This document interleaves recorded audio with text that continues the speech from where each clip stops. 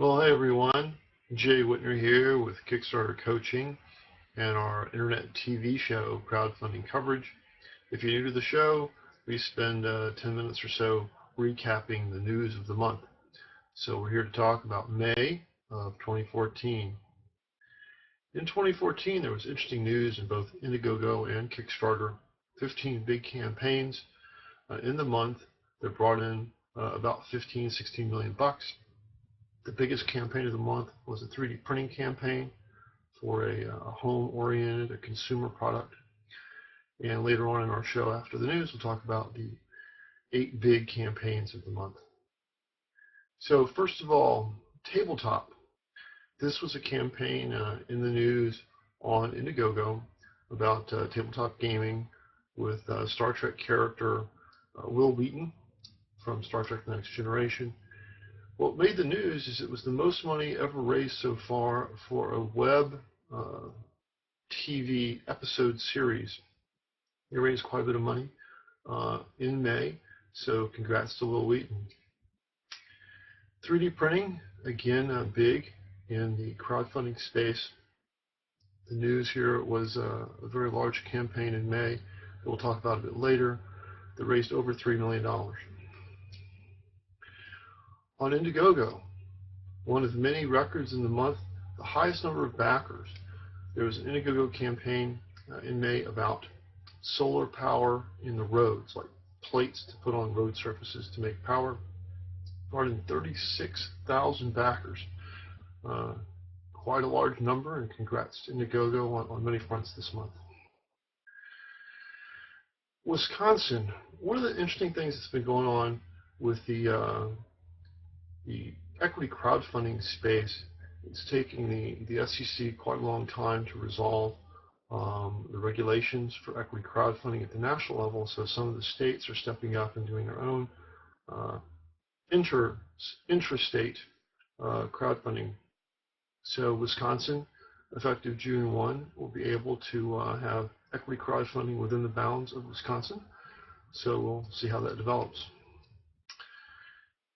Again, in Indiegogo, a very big campaign that was quite controversial. It pertains to abortion, which is always a hot topic. But Indiegogo, it's the biggest campaign in their history. And we'll talk about that a little bit later in our program.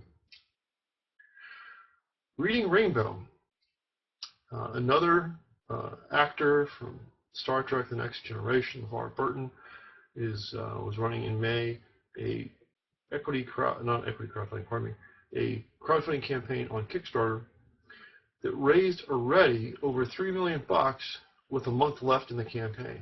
So who knows where this thing will end up, but congratulations to LeVar Burton and the team behind Reading Rainbow. So on to the 8 selected campaigns that we'll talk about a little bit more in our show this month. The range of campaigns that made our cut were roughly $400,000 to $3.4 million.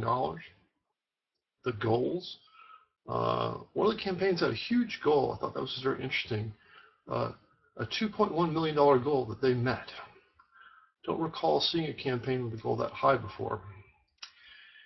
In the length of the videos, just over 2 minutes to almost 9 minutes. Again, I don't recommend these really long videos in campaigns, but obviously in this case, it worked for them.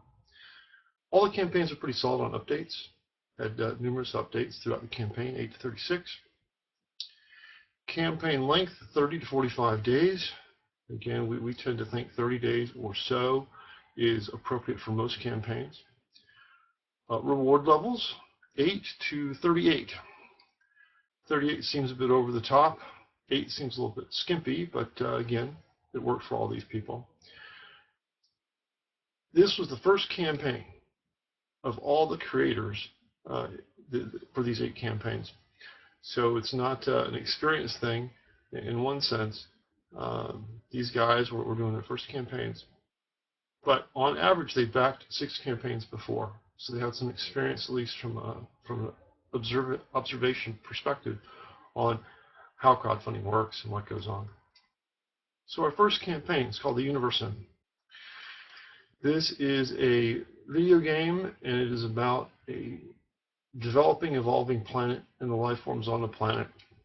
You sort of grow and develop in what you're doing, and with the end game being that your species travels off into space at the end and becomes spacefaring. So some of the interesting aspects of this campaign brought in almost $400,000. They had a button to click here to tweet about us that I thought was neat to facilitate spreading the word about their campaign. Near the end of the campaign, they discounted some of their rewards, which I don't think I'd seen before. I thought that was an interesting notion. And they had lots of music on their campaign page that you could click on and listen to. The next campaign is New 55 Film. They brought in a little over $400,000 for their campaign, and it was about very large format, negative size films. So on their campaign, some of the unique aspects were they had a graphic rewards section, which is pretty typical, but they had a button on that said click to enlarge, so you could choose that and make all that information bigger and easier to see. Many campaigns have a bio section. On their campaign, they just had the names with a little link you could click on if you want to see their resume. In support of their campaign, they had a separate blog about their Kickstarter campaign, which I guess is another version of the updates and comments that are typically used. They had a separate blog that they established about their campaign. Perhaps in many ways my favorite campaign for the month was this one here, the Mini Mobile Robotic Printer. It wasn't the biggest campaign, and it brought in about $500,000, but the idea here is instead of having a big printer that sits on the floor of your office, you have a small printer, maybe, I don't know, the size of your fist or something, that you lay a piece of paper down and it crawls around on top of the piece of paper to do the printing. Battery powered, very interesting. This campaign, they had a graphic rewards section that they sort of highlighted things on the rewards section. If they were early bird, they had like a bird symbol next to those rewards, or if it was a Kickstarter themed reward, they had a K next to them. They had a project timeline, and they had media icons, but overall, a very vanilla campaign. Nothing really too unusual about their campaign. The reason they got $500,000 is their idea was great. So there's more than one way to skin a cat. So this campaign was pretty simple, but the idea was very, very strong. This next one here is the most affordable automatic sit-to-stand desk. If you're not up on this trend, it's a health thing.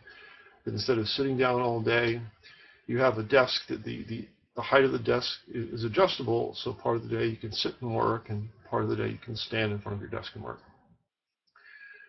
The campaign was very successful, brought in about $650,000. Some of the interesting aspects of this campaign were at the top of the main image, they had benefit icons. What are the benefits of using this product? Which I hadn't seen that before. I thought that was kind of cool. They got some good TV coverage of their campaign on some of the financial shows. So they stuck that right in pretty high profile part of their campaign, so people would see it and could play the video and see, wow, these guys are on national TV. They had good testimonials in some of their in some aspects of their campaign, video testimonials from medical experts, from other people who said, how cool sit-to-stand desks are. They had something I had not seen a campaign use before called Plug Mob. The idea here is if you support the campaign, there's a place you can go and you sign up and you say, these people can use my social media connections once.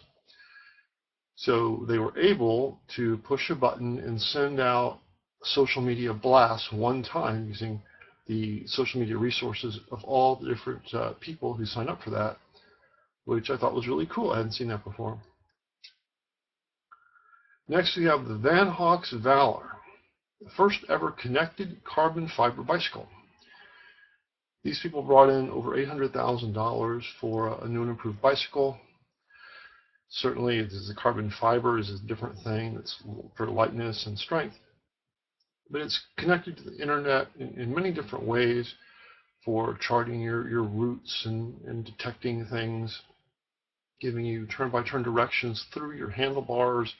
Lots of interesting tech there that you can visit the campaign and learn about it. As a campaign, not too much was all that unusual about how they did it. They used stretch goals.